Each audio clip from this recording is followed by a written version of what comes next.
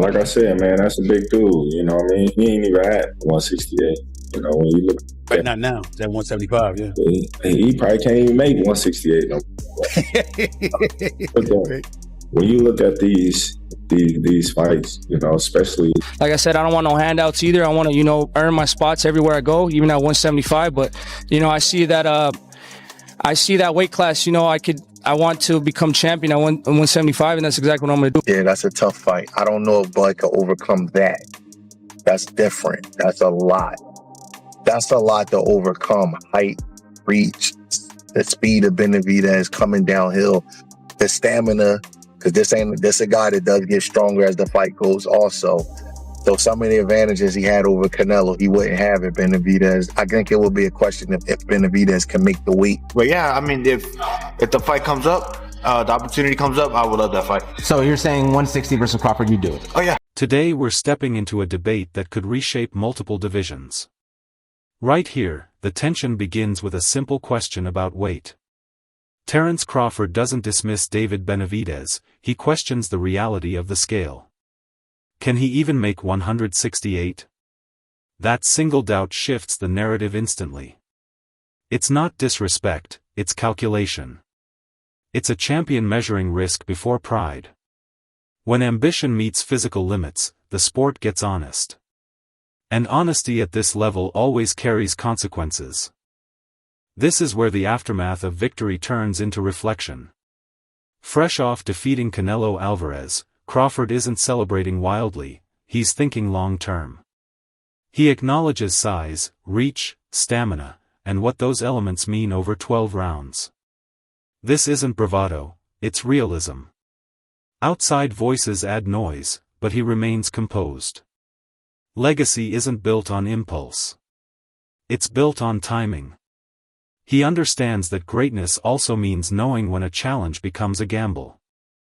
Now the spotlight shifts, and Benavidez answers without emotion. He frames his move to 175 as intentional, not reactive.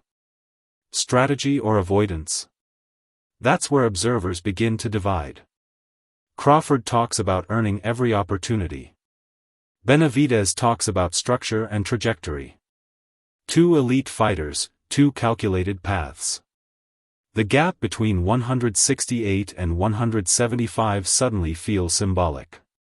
It's no longer just about weight, it's about direction, leverage, and control over one's own career arc.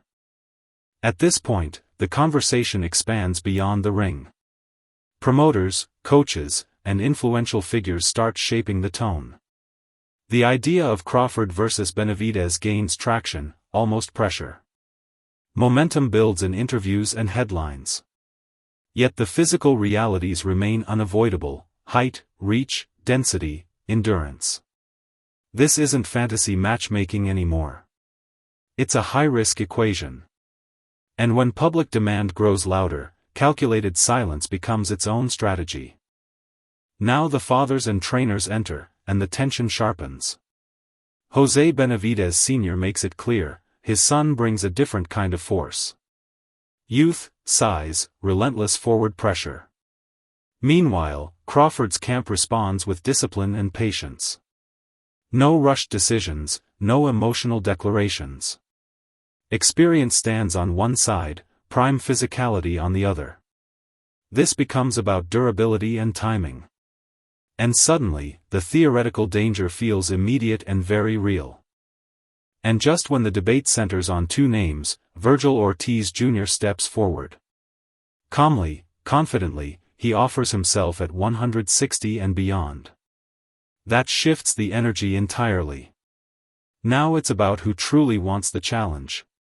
Speculation spreads, weight questions linger, and ambition fills the silence. Will Crawford and Benavidez collide, or remain parallel forces in boxing history? The uncertainty keeps the sport alive. If you enjoyed this breakdown, make sure to like the video, subscribe to the channel, and we'll see you in the next video.